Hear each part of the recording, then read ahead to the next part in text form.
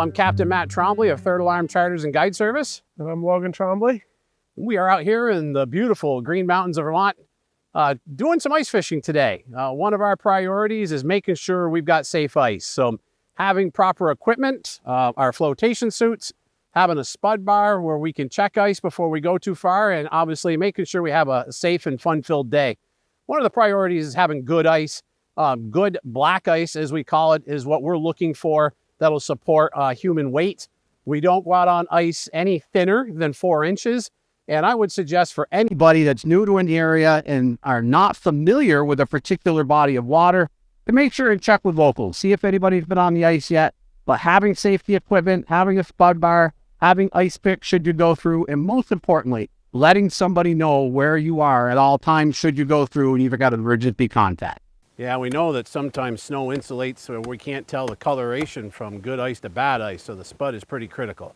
Seems to be good. If you can hit it 3 or 4 good hard times without anything happening, you're good. Oh. With this being early ice and everything, you want to check everything really good before you go walking on it. Kick around real quick. It's good and solid. So you can see right there, it took 3 hits to go through. And it changes color right here. That's one, that's one. That's a different kind of black ice than what we would look for if we were gonna fish on all day. This is ice that just skimmed over last night.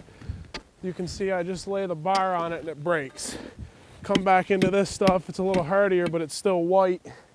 One of the critical factors is obviously knowing your body of water. And on a year like this where we've had warm spells and wind mixed in with the warm spells, that breaks up the ice and ends up having shelves that aren't as safe. Anytime you get near where a brook dumps in, especially, keep your head on a swivel really and spud a lot more. We're going to talk a little bit about bad ice and obviously the end of ice fishing season, and the things that we definitely watch out for as Mother Nature's changing. Here you notice we've got gray ice and that honeycomb look on top of the ice. You can see the cracks that we have. I already got open water along the edges, and pretty obvious that we've got very funky ice.